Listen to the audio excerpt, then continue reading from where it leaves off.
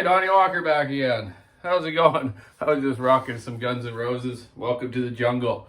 Good old tune, eh? They made some great music. I don't know about their new stuff, but yeah, I like all their old stuff. So how's it going out there, everyone? Hope everyone's having a good week. Mid-July. Wow, TGIF. So, finally doing my first new Husqvarna cylinder of the 585 model.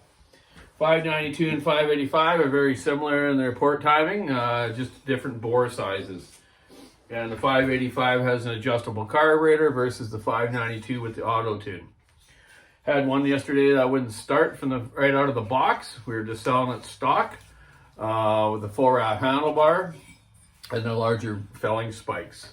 So the problem with it is the purge bulb, the primer system. The hose there was kinked from the factory. So any dealers out there, or anyone that owns one of those and it's not purging that primer bulb, check that hose, it's kinked. So all you gotta do is kind of rotate it a little differently where it hooks in onto the primer, a little bob there, or little spigot thing, you know what I mean, where it hooks onto the primer bulb. Just turn it so it's not kinked. I've heard of a couple other dealers having the same problem. I was talking to Austin up in Pelon Tools, and Courtney, he had the same problem. Also, it's got a bit of a weird vibration on the top cover, and we've had some dealers have had some issues already that I know of with top cover issues vibrating weird and whatnot. So yeah, hopefully they can fix that stuff. I'm actually going to email a friend of mine at Husqvarna next week here about some situations that other dealers have had. I haven't had so many situations or issues with them because we haven't really sold many. We got ours last of anyone in North America, it seems like, which is kind of weird, but that's okay. If they got problems with them, hopefully that stuff will get fixed quick. So this is for my friend Mike Taylor. It'll be my first ported one I've done. These got good compression, good squish from the factory. 27 thousandths. That's perfect for me. For the carbon buildup and stuff these guys get in these camps, which I showed you before and talked about many a times. That to me is a nice safe measurement. So yeah, I've just got my exhaust port roughed in to spec. I made a jig the other day when I port timed this, and just cleaning up the transfers. And yeah, I'll get back. They got a real open muffler on them. Like they just got one big outlet on the top, and they're like a stainless steel kind of muffler. I don't know if it's real stainless, but it's like a coating on it. So I just added one outlet on the clutch side, the starter side. There isn't a lot of room to put another outlet for the exhaust. So I put one outlet on the clutch side of Gordy's West Coast Saws little exhaust deflectors. Drilled it with my uni bit to around 7/8 of an inch, I think. Maybe not that much. Anyways, the way I've always done them for years. And then Gordy has it, so it's sort of like the Husqvarna deflector off 288s that I've been using on mufflers for years. But this one, I didn't know if I should sheet metal screw it onto the muffler. It's so thin, that material, so I pop riveted it. So I'm just going to see how it stands up. I'm going to give my buddy a stock muffler in case it falls apart on him on his first shift or something, to see how long it holds up. That's about the only other way I figure out really how to put it on, or TIG weld it right on solid. So I might even get a friend of mine to TIG weld them on. I don't know how to TIG weld. I can braze and stuff like that and cut metal, but I'm not a TIG welder. But I have lots of friends that are very good at it. So anyways, yeah, so it's the weekend. Me and my bro are gonna go up to Kelowna to a celebration of life. My aunt passed away, so me and our family is some of us are going up there to for Sunday for that. It's a long drive, but she meant a lot to us and her family. So we'll go up there, check that out. It should be nice and warm. And meanwhile, I just got the motorhome moved because I got a fella moving in downstairs at the house we're in there, so I had to move it out of the driveway. Anyway, so yeah, we'll see how these new Huskies stand up. They, I find it quite bizarre that the factory doesn't even give you like a carburetor setting really for it. They just tell you to tune it to the highest RPM, then back it off like 300 RPM or whatever it is. But I'll go over that when I'm going to run that saw today at the shop. I'm going to get this thing polished up, these ports that I've roughed in, and go back and assemble this one.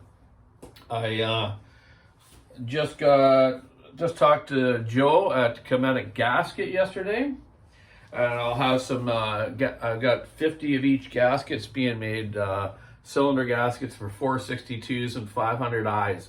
So you don't have to I don't have to deck the cylinders. I'm just going to drop them down to a thinner gasket. I have them made at Kinetic like I did with the 572 ones, and they do a fabulous job for me. So they're professionally done.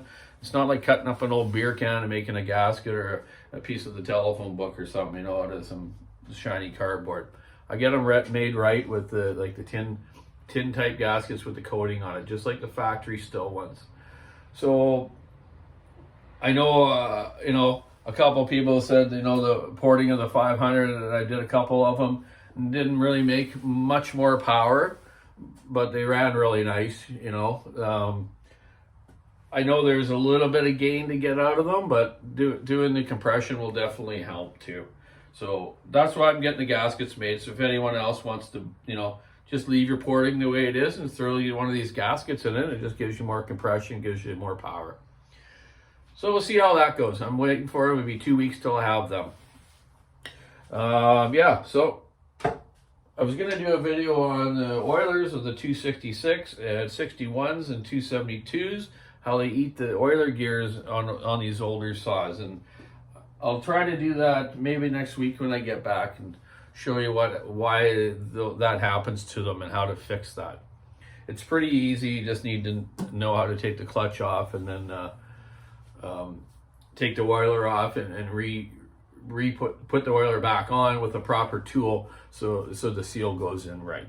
And I'll show you that tool as well. So anyways, hey man, have a great rest of July. It's mid-July now. Obviously, I just said that earlier. So yeah, keep your saw in the wood, stick in the ice, rubber on the road. Check out the walkersawshop.com online store. And check out Bucket. He's still going across Canada, having some fun. I watched him this morning. Resurrected old 1010, I think it was, in this guy's garage. Troy, I think his name is, that helped him out spend a night there. Him and Morgan, he got him a hotel room. So right on, Bucket. Good times. I'm really proud that you went and did that trip. So it's awesome. So we'll see you when you get back, buddy. Yeah, everyone check that out, though. It's some funny videos of him getting pulled over by the cops and everything, or I don't know, the cops came there when he was pulled over, something like that. But yeah, watch those.